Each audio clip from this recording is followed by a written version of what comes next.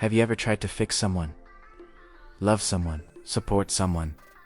No matter how much you help, guide, or sacrifice, they don't grow, they don't learn, they don't change. But why?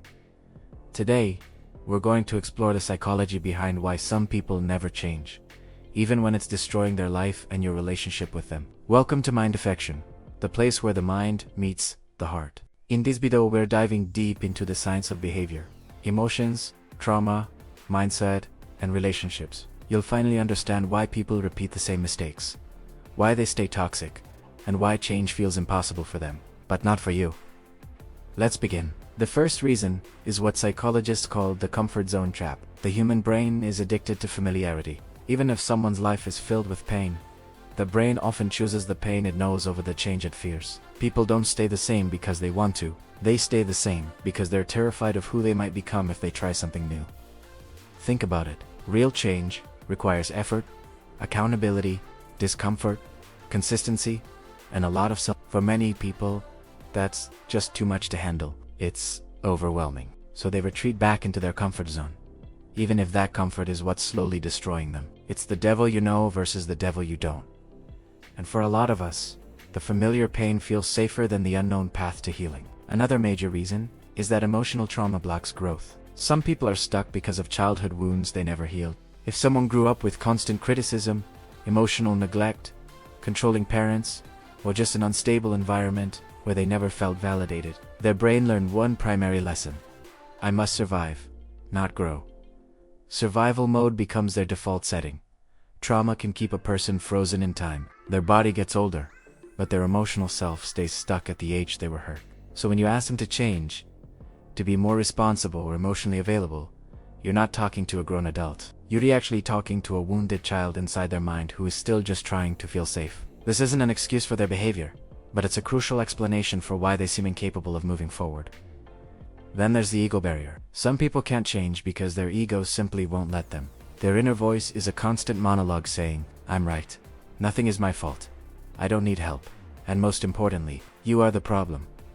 The ego acts like a shield, protecting the fragile, insecure parts of their mind. If they were to accept that they need to change, they would first have to accept that they were wrong. For many people, that level of vulnerability feels like a personal attack. It's too painful to admit fault. So, to protect their fragile self-image, they blame others, they create drama, they deflect and project. It's always someone else's fault, which means they never have to look in the mirror and improve themselves. Next, let's talk about the brain's reward system. Our brains are designed to repeat behaviors that give us a sense of reward, and this can create a powerful, toxic loop. Even negative behaviors like lying, getting angry, avoiding confrontation, or procrastinating can give the brain a quick hit of dopamine. Why?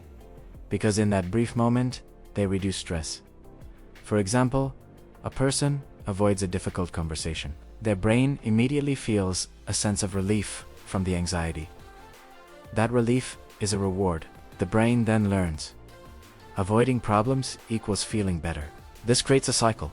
They engage in a bad behavior, they get quick relief, and so they repeat it again and again. They're not consciously choosing to be toxic. Their brain has become chemically addicted to these short-term fixes, which prevents any long-term change. Now, this next point is a hard truth to swallow. Some people never change because someone always saves them from the consequences. There's always someone who forgives them too quickly, cleans up their messes, gives them endless second chances, accepts their flimsy excuses, and tolerates their unacceptable behavior. In short, someone loves them more than they deserve at that moment. When people don't have to face the natural consequences of their actions, they have no reason to evolve. Your love and support are meant to inspire change, but when that support turns into enabling, it actually prevents it. By shielding them from the pain of their mistakes, you might be accidentally destroying their only motivation to become a better person.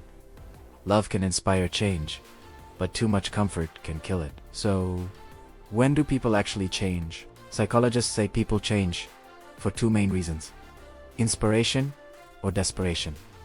And for most, it's desperation. People rarely change when they hurt others, get warnings, or receive good advice.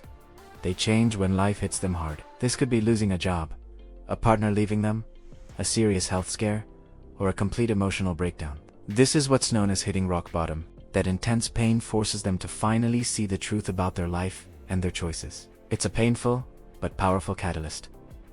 But here's the thing, not everyone reaches this point. Some people just keep repeating the same patterns forever, never learning, never growing. So, how can you tell if someone is likely to remain stuck? Look for these red flags.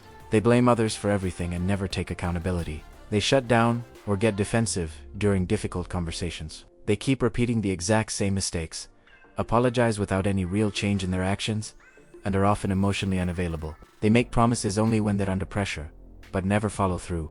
They refuse to seek help from a therapist or a professional. And when you criticize them, even gently, they attack you instead of listening. If you see a consistent pattern of these signs, the chances of them changing are, unfortunately, very low. In the end, you cannot force someone to grow. You cannot drag someone to healing, and you certainly cannot save someone who doesn't want to save themselves. But what you can do is protect your own peace. You can set firm boundaries. You can choose to create distance. Remember, these people don't change when you want them to. They change when they decide to. Thank you for watching Mind Affection, where the mind meets the heart. If this video helped you, please consider subscribing for more insights into the complexities of human nature.